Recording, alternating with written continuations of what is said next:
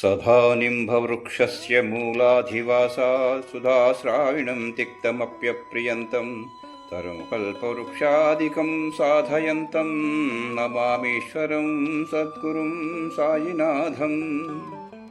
నా సాయి బంధువులందరికీ ఆ షిరిడి సాయినాథుడు ఆయురారోగ్య అష్టైశ్వర్యాలతో సుఖంగా వారిని వారి కుటుంబ సభ్యులందరినీ ఉంచాలని చెప్పేసి మనస్ఫూర్తిగా ప్రార్థన చేస్తూ ఈరోజు ఒక మంచి వీడియోతో మీ ముందుకు ఏఎస్ఆర్ క్రియేషన్ నుండి శరత్ కుమార్ ఆచార్య.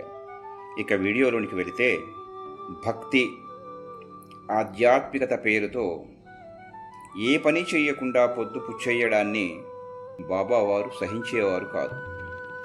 మనిషి అనేవాడు జీవితాంతం ఏదో పని చేస్తూనే ఉండాలని బాబా ఉద్బోధించేవారు. ఇక వీడియోలోనికి వెళితే, బాబా మాట వింటే ఐశ్వర్యాల పంటే.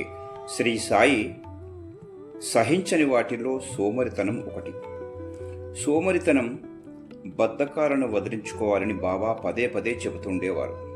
శ్రీ సాయి భక్తుల్లో ఊరికే తిని కూర్చునేవారు కొందరున్నారు. వారిని బాబా కార్యోన్ముఖుణ్ణి చేసిన తీరు ఎంతో స్ఫూర్తిదాయకంగా ఉండేది. కుశాల్ చంద్ అనే భక్తునికి కొంత పొలం ఉంది. అతను బద్ధకస్తుడు.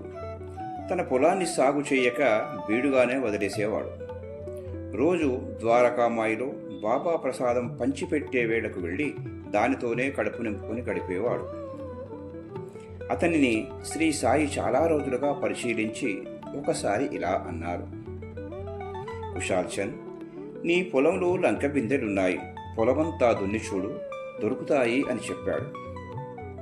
కుశాల్ చంద్ ఆశగా పొలాన్ని దున్నాడు, కానీ ఏమీ దొరకలేదు. అదే విషయాన్ని బాబాకు చెప్పాడు నిరాశగా. ఇంతకీ పొలాన్ని ఎటునుంచి దున్నావు అడిగారు బాబావారు. అడ్డంగా అని చెప్పాడు కుశాల్ చంద్. అబ్బే, లాభం లేదు, ఈసారి నిలువుగా దున్ని చూడు అన్నారు బాబా. కుశాల్ చంద్ అలాగే చేశాడు. ఈసారి ఏమీ దొరకలేదు. సరే, ఏం చేస్తాం, ఎలాగూ దున్నావు కాబట్టి మిరపనారు నాటి నీరు పెట్టు, అలా చేస్తేనైనా లంకెబెందలు దొరుకుతాయేమో చూద్దాం అన్నారు బాబావారు. దీన్ని కూడా అమలు చేశాడు కుశాల్ చంద్. ఆ ఏడాది ఎక్కడా మిర్చి పంట పండలేదు. కుశాల్ చంద్ వేసిన పంటకు మంచి ధర పలికింది. 6,000 రూపాయలు వచ్చాయి. వాటిని తీసుకువెళ్ళి బాబా చేతిలో పోశాడు కుశాల్ చంద్. శ్రీ సాయి నవ్వుతూ, ఇవిగో, ఇవే లంకెబిందెలు.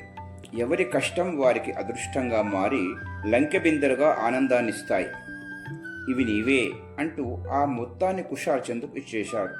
బాబా హితోక్తితో కళ్ళు తెరుచుకున్న కుశాల్ చంద్ మరేనాడు పని చేయడానికి బద్దకించలేదు. తర్వాత అతనికి మరెన్నో లంకెబిందెలు దొరికాయి. భక్తి ఆధ్యాత్మికత పేరుతో ఏ పని చేయకుండా రొద్దుపుచ్చేయడాన్ని బాబా సహించేవారు కారు. మనిషి అనేవాడు జీవితాంతం ఏదో పని చేస్తూనే ఉండాలని బాబా ఉద్బోధించేవారు. మరిన్ని మంచి వీడియోలతో మీ శరత్ కుమార్ ఆచార్య.